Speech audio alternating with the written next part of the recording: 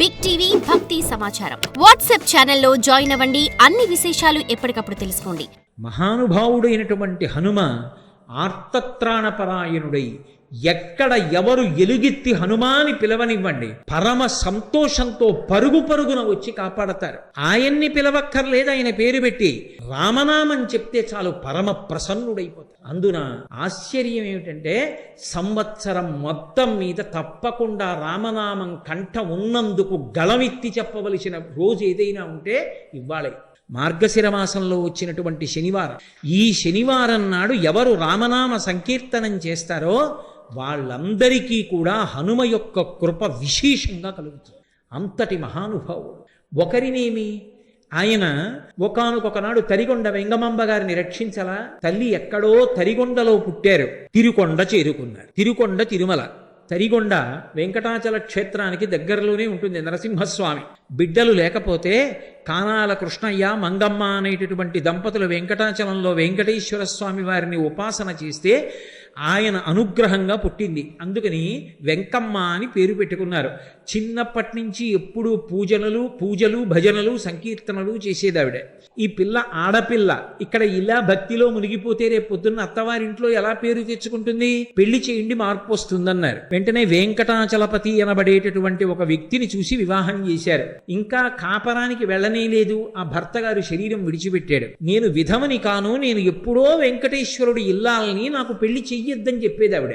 అందుకని ఆవిడ సౌభాగ్య సూచనలను విడిచిపెట్టలేదు. విడిచిపెట్టకపోతే ఆ తరిగొండలో నేను ఆ తరిగొండ వెళ్ళి ప్రత్యేకంగా నరసింహస్వామి దేవాలయం, వేంగమాంబ గారు తిరిగిన ప్రాంతాలు దర్శనం చేసి పరమ పరవశత్వాన్ని పొంది వచ్చాను. ఒకప్పుడు నృసింహస్వామి దేవాలయం ఇప్పటికీ మీరు వెళ్ళినా చూడొచ్చు. తరిగొండలో ఆ తల్లి మంగళప్రదమైనటువంటి చిహ్నములతో సౌభాగ్యవంతురాలైన స్త్రీ ఎలా ఉంటుందో అలా పసుపు, గాజులు, పువ్వులు, కుంకం వీటితో ఉంటోందని ఒకప్పుడు ఆ ఊరు పీఠాధిపతులు వస్తే వారికి ఫిర్యాదు చేశారు. ఊళ్ళో ఉన్నవారు ఆయన పిలిపించారు వెంగమాంబ గారిని. వెంగమాంబ గారు చేతిలో పళ్ళు పట్టుకొచ్చి అక్కడ పెట్టి నిలబడ్డారు. నమస్కరించలేదు. పీఠాధిపతులు అడిగారు, ఎందుకు నమస్కరించలేదు నాకని అడిగారు. మీరు ఏమనుకోకుండా ఒక్కసారి లేవండి అన్నారు ఆవిడ. పీఠాధిపతులు లేచారు. ఆవిడ పీఠానికి నమస్కారం చేశారు. పీఠానికంటే ఆయన కూర్చున్న ఆసనానికి. ఆసనం భగ్గున కాలిపోయి. అప్పుడు ఆయనకు అర్థమైంది ఈవిడ కారణ జన్మురాలు.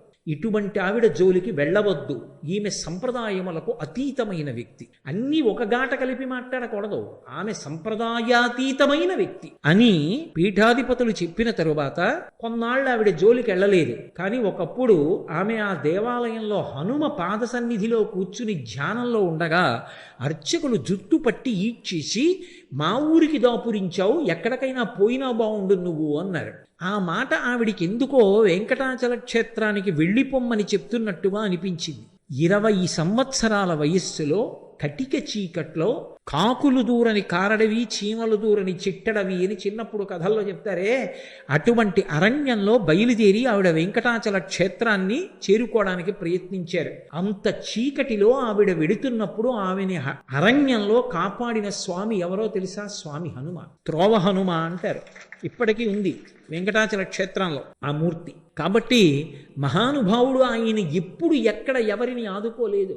స్వామి అని పిలిస్తే చాలు ధర్మం కోసం, ధర్మమునందు అనురక్తి ఉన్న వారి కోసం పరుగు పరుగున వచ్చి కాపాడారు. ఆయన సంగీతమునందు కూడా అంతటి మహాప్రవేశం ఉన్నటువంటి వారు. పరాశర సంహితలో ఒక విషయం చెప్తారు. ఆయన ఎంత వినయమున్నవారో, గర్వం అన్న మాటకు ఆయన అంత వ్యతిరేకి. గర్వం అంటే ఆయనకు అసహ్యం. ఒకానొకప్పుడు గరుత్మంతుడు అహంకారాన్ని పొందాడు. నా అంత గొప్పవాడెక్కడున్నాడు? శ్రీ మహావిష్ణువుకి వాహనాన్ని. ఎటువంటి వారినైనా నా ముక్కుతో చీల్చి చెండాడగలను, నా రెక్కలతో కొడతాను, నా పాదములతో గోళ్లతో చీల్చేస్తానని గమనించాడు కృష్ణ భగవానుడు. ఒకేసారి గరుత్మంతుడికి సత్యభామకి కూడా గర్వభంగం చెయ్యాలనుకున్నాడు. గరుత్మంతుడిని పిలిచి, ఓ వైనతేయ, నువ్వు వెంటనే వెళ్ళి అదిగో గంధమాదన పర్వతం మీద పర్వత గుహలో పడుకుని ఉన్నారు హనుమ, నేను పిలుస్తున్నానని చెప్పి వెంటనే తీసుకురా అన్నారు.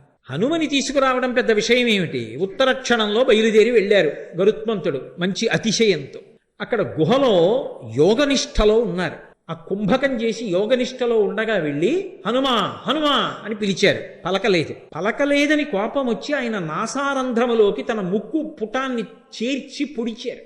ఆయనకి కించిత్ ధ్యానభంగం అయింది. ఆయన చెవి దగ్గరికి వచ్చి అరిచారు. హనుమ చెవి దగ్గరికి వచ్చి ఆయన మెల్లిగా బహిర్ముఖులై, యోగాభ్యాసంలో ధ్యానంలో సమాధి స్థితిలో ఉన్నవాడు ఒక్కసారి బహిర్ముఖుడు కాకూడదు, మెల్లమెల్లగా బహిర్ముఖుడు కావాలి. అందుకని మళ్ళీ ప్రాణాయామంతోనే బహిర్ముఖులు అవుతారు. అందుకని ఈ వైనతేయుడైన గరుత్మంతుడికి గర్వం అణచాలని ఆయన ఒక ముక్కురంధ్రాన్ని పూసి ప్రాణాయామం కోసమని ఒక ముక్కురంధ్రం మూసి ఒక ముక్కురంధ్రంతో గట్టిగా ఊపిరి లాగారు. ఆ ఎదురుగుండా ఉన్నటువంటి గరుత్మంతుడు ఎగిరి వచ్చి ఆయన ముక్కురంధ్రాన్ని కట్టుకున్నాడు. ఈ రంధ్రం ఇలా వదిలిపెట్టేస్తే గరుత్మంతుడు కింద పడ్డాడు. ఇలా మూసి మళ్ళీ ఈ రంధ్రంతో గట్టిగా గాలి విడిచిపెట్టారు, పీల్చిన గాలిని. ఆ గాలికి ఎగిరి ఎక్కడో వెళ్ళి పడ్డాడు.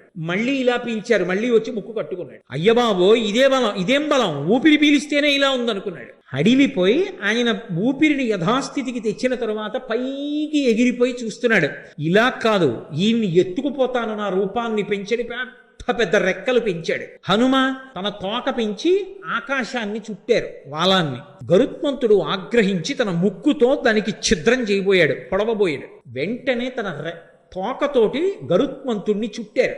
చుట్టి బంధించి గిర్ర గిర్ర గిర్ర గిర్ర తిప్పి ఆకాశంలో విసిరేశారు. విసిరేస్తే పాలసముద్రం పక్కనున్న కొండ మీద వెళ్ళి పడ్డాడు. పడి అక్కడి నుంచి శరీరం అంతా భిన్నమైపోయి పాలసముద్రంలో మునిగాడు. మళ్ళీ పూర్వ తేజస్సు వచ్చింది. చేతులు కట్టుకుని అత్యంత వినయంగా శ్రీకృష్ణ భగవానుడి దగ్గరికి వెళ్ళాడు. ఏమి హనుమా, ఏమి గరుత్మంతా తీసుకురమ్మన్నాను, హనుమని ఎందుకు తీసుకురాలేదన్నారు. ఏమీ తెలియనట్టు కృష్ణ పరమాత్మ. ఆయన ఏదో ధ్యానంలో ఉన్నాడు, మహానుభావ తీసుకురావడం కష్టమైంది, పలకట్లేదు.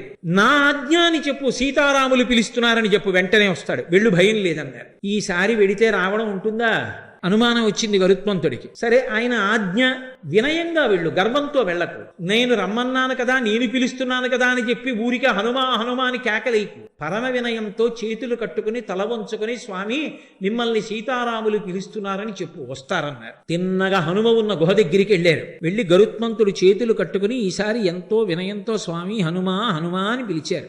ఏమి అన్నారు. పళ్ళు తీసుకెళ్ళి అక్కడ పెట్టి నమస్కారం పెట్టారు.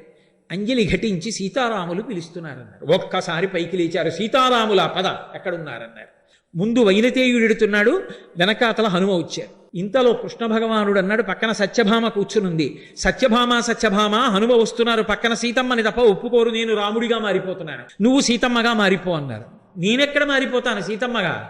అలా సీతమ్మే కావాలంటే కావాలనమనండి, నేను కృష్ణుడిగా ఉన్నాను, సత్యభామని చెప్పండి. అయినా అలా ఎవరు మారతారు? రుక్మిణీదేవి మారుతుంది అన్నాడు కృష్ణ భగవానుడు. ఆవిడికి మరీ ఆగ్రహం వచ్చింది. అబ్బా, రుక్మిణీదేవి సీతమ్మ అయిపోగలదే, అయితే రుక్మిణీదేవిని పిలిచి కూర్చోబెట్టుకోండి, మారుతుందేమో చూద్దాం. రుక్మిణీదేవి మారలేదని ఆవిడ ఆశ. ఆయన వెంటనే వచ్చేస్తున్నారు, స్వామి హనుమ రా రా, రుక్మిణి రా అని పక్కన కూర్చోబెట్టుకున్నారు. అనగా ఆదిలక్ష్మి అయిన రుక్మిడి తోడ క్రీడ సల్పుచున్న కృష్ణ చూచి కదూ, ఆవిడ ఆదిలక్ష్మే, ఆవిడే ఆదిలక్ష్మి, ఆవిడే ఒకప్పుడు సీతమ్మగా వచ్చింది. శ్రీరమ సీతగాగ నిజ సేవక బృందము వీర వైష్ణవాచార జనంబుగాగ విరజానది గౌతమిగాగ వికుంఠమున్నారయ భద్రశైల శిఖరగ్రముగాగ వసించు చేతనోద్ధారకుడైన విష్ణుడవు దశరథీ కరుణాపయోనిధి అంటారు గోపరాజు గారు. రుక్మిణీదేవి సీతమ్మగా మారిపోయింది. కృష్ణ భగవానుడు రాముడైపోయాడు. హనుమ గబగబా లోపలికొచ్చారు. రామా రామా రామా, పరమ సంతోషం. ఆయన చుట్టూ ప్రదక్షిణం చేసేశారు. ప్రదక్షిణాలు చేసి ఆయన కాళ్ళ మీద పడిపోయి నమస్కారం చేశారు. వెంటనే సీతమ్మ మెళ్ళలోంచి హారాన్ని తీసి రాముడికి ఇచ్చింది. రాముడు ఆ హారాన్ని తీసి హనుమకిచ్చి, హనుమ ఎప్పుడు ఈ హారాన్ని పక్కన పెట్టకు, మెడలో వేసుకో. తప్పకుండా వేసుకుంటానని మెడలో వేసుకున్నారు. కొన్ని పళ్ళిచ్చి, హనుమ చాలా సంతోషం, నువ్వు మళ్ళీ యథేచ్ఛగా గంధమాదన పర్వతాన్ని చేరుకుని నీ గుహలో కూర్చుని ధ్యానం చేసుకో. హే భగవన్, మీరు మళ్ళీ సీతారాములుగా దర్శనమిచ్చారు, పరమ సంతోషం అని సంతోషపడిపోయి భజన చేసుకుంటూ ఎగురుకుంటూ హనుమ వెళ్ళిపోయారు.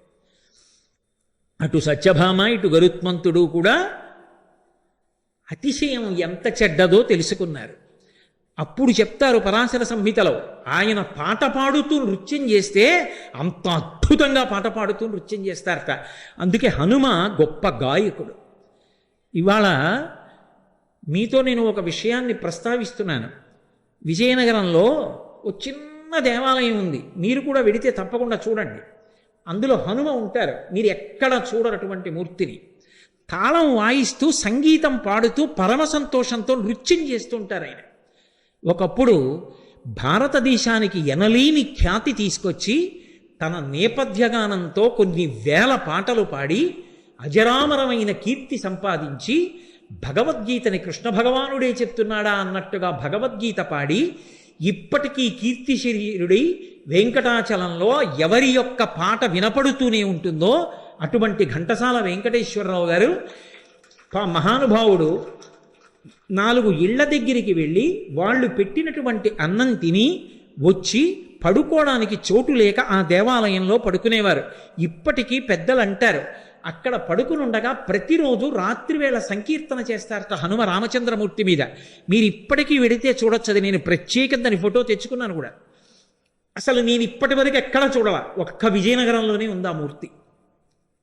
అక్కడే ఘంటసాల గారి పెద్ద విగ్రహం పెట్టారు. ఎక్కడ తను పడుకోవడానికి చోటు లేక ఇల్లు లేక గుడిలోకి వచ్చి పడుకున్నారో అక్కడే తరువాత ప్రపంచ ప్రఖ్యాతిని ఆర్జించినటువంటి ఘంటసాల వెంకటేశ్వరరావు గారు కచేరీ చేశారు అక్కడే కూర్చొని. అది విచిత్రం. మహానుభావుల జీవితాలు అలా ఉంటాయి. వాళ్ళు ఏం దాచుకోరు, అతిశయాలకి పోరు. ఏ రాత్రి వేళ బహుశా సంకీర్తన చేస్తున్నటువంటి హనుమ ఆ ఘంటసాల గారికి దర్శనమిచ్చారో, ఏ హనుమత్ కటాక్షాన్ని పొందారో, మహానుభావుడి కంఠం అమృతధార అయింది. ఇప్పటికీ ఇన్నేళ్ళైపోయింది, ఘంటసాల గారు తెలియని వ్యక్తి ఉంటాడా?